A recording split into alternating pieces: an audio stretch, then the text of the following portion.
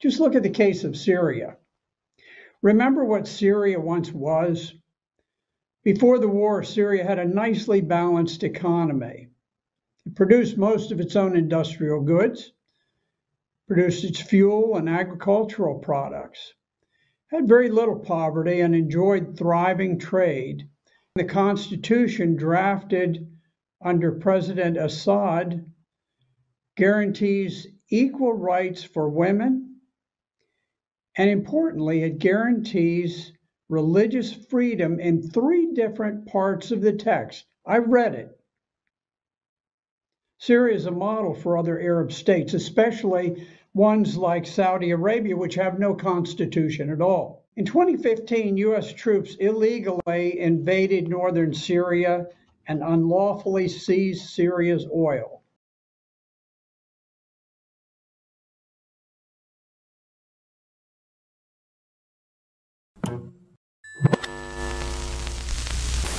We're told that we're fighting a war on terror, but we're not.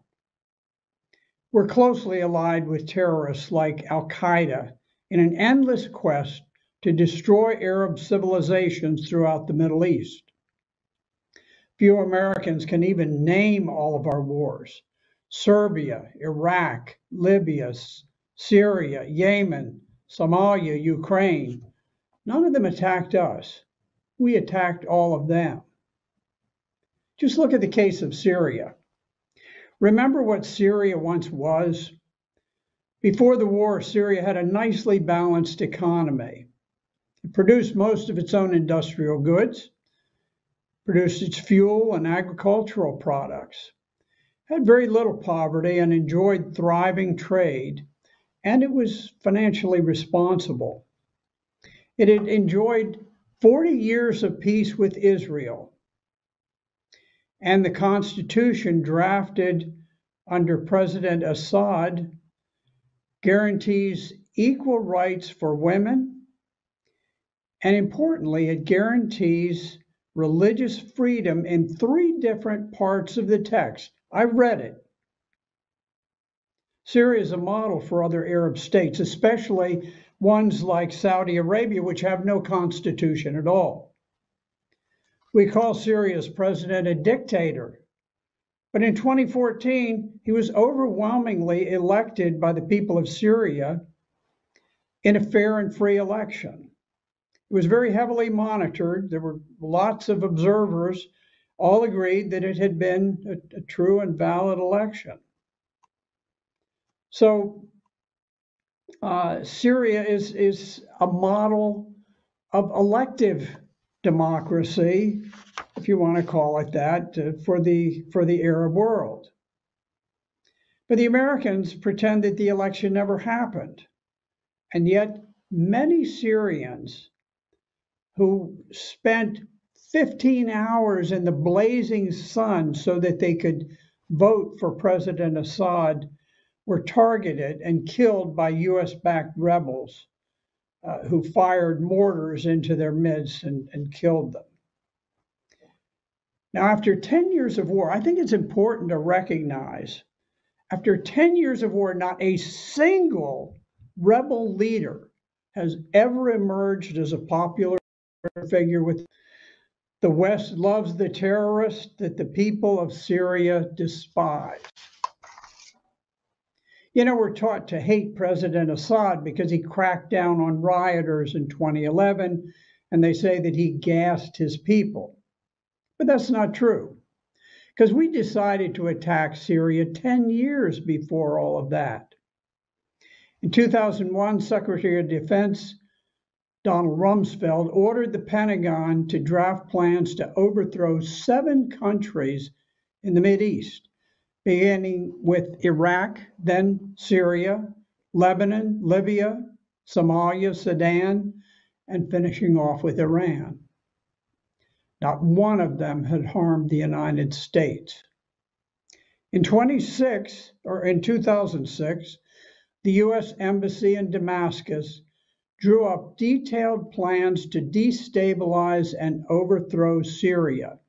Those were widely disseminated to the Pentagon, to various unified commands. They went to NATO. They went widely across the world. The specific plans to destabilize and overthrow Syria, and that was long before any demonstrations had ever occurred in Syria. And yet we claim them as the reason that we opposed President Assad. In 2011, also during the Arab Spring, the highly secretive Central Intelligence Agency Special Activities Center sent paramilitary teams into the sovereign territory of Syria to identify, train, equip, and lead terrorists to overthrow the Syrian government. In 2013, Barack Obama formalized this long-standing support for anti-Syrian terrorists by secretly authorizing CIA program Timber Sycamore. Under program Timber Sycamore, the CIA's Special Operations Division trained, armed, and paid thousands of terrorists to fight against Syria. Those armies totally under our control. And in one case, a group in Aleppo, we had paid over 1,000 of their people salaries, given them arms, given them training. And it wasn't until they kidnapped a small Palestinian boy who was being treated in a hospital. They kidnapped him, they took him to the central square in Aleppo. And in order to terrorize the people into not fleeing Aleppo, which was being cordoned off by Syrian troops, they took him to the center in a pickup truck. They grabbed the little boy by the hair. They took a knife and they slashed his head off. And then they paraded it. They held it up and waved it in front of the crowd as a warning. Don't escape from Aleppo. We paid the salaries of every man who held that boy's head aloft. We gave them their weapons. We gave them their truck. We gave them everything that they needed. And it was only after that very gruesome incident that we decided, well, that's an embarrassment. We better not pay them. We have been paying terrorists like this throughout the war. NATO and the United States have maintained an intense propaganda campaign against Syria from the outset.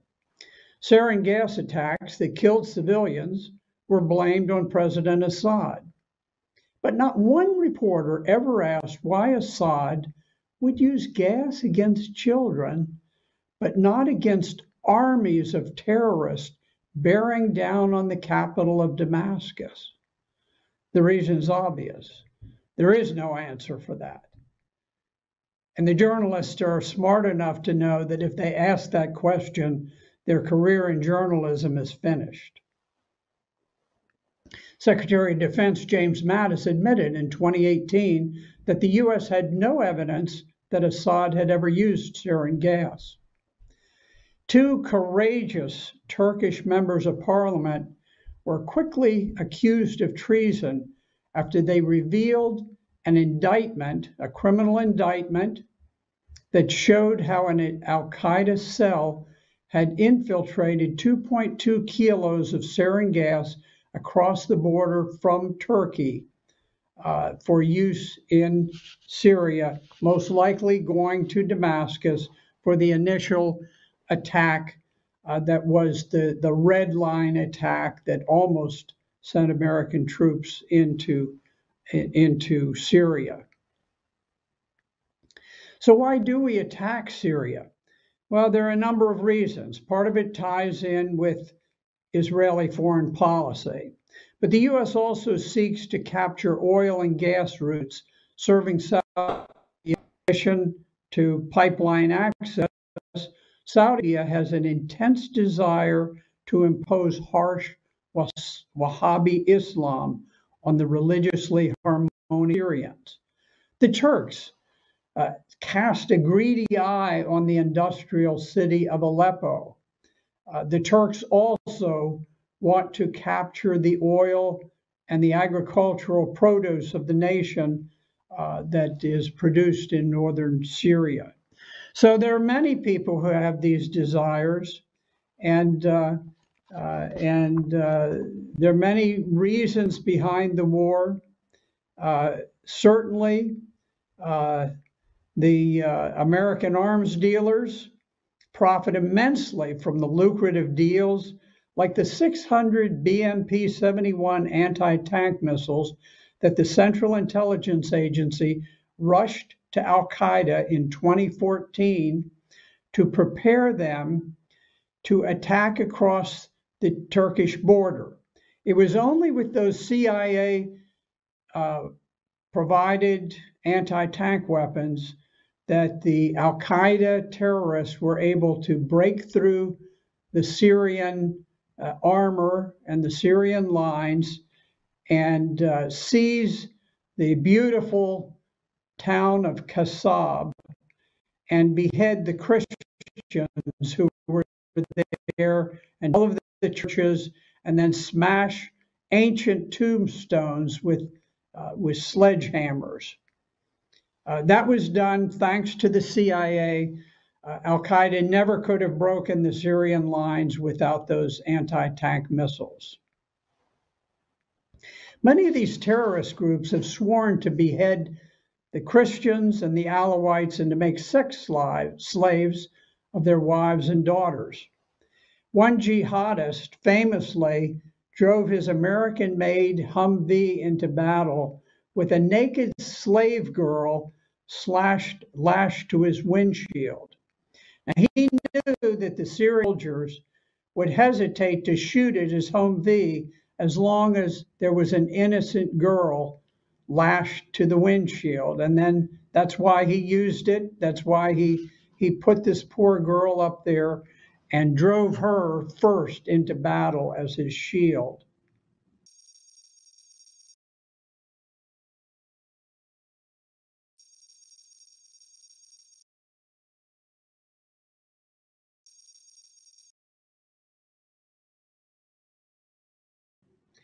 In 2015, U.S. troops illegally invaded northern Syria and unlawfully seized Syria's oil.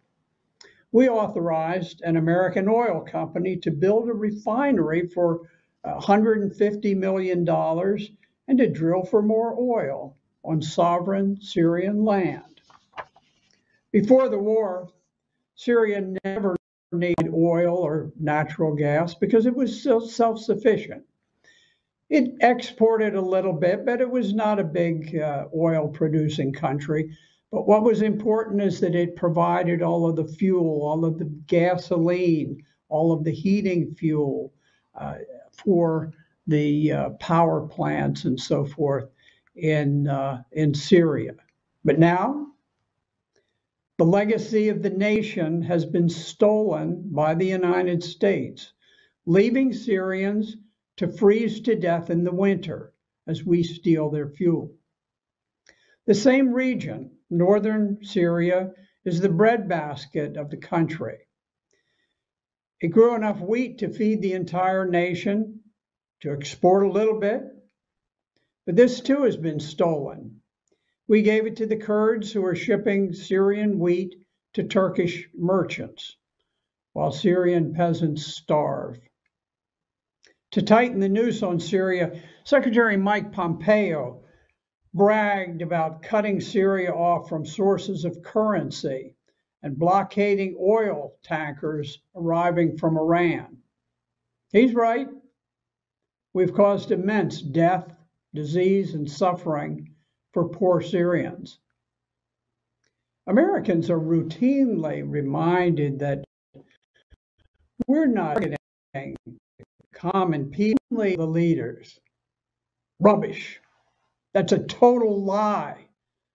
Sanctions do nothing but attack the innocent, the poor, the helpless. They are the most cruel and barbaric type of warfare that we can wage. We steal food, fuel, and medicine from the poor. We blockade supplies for rebuilding so that Syrian men must fight for a living or starve.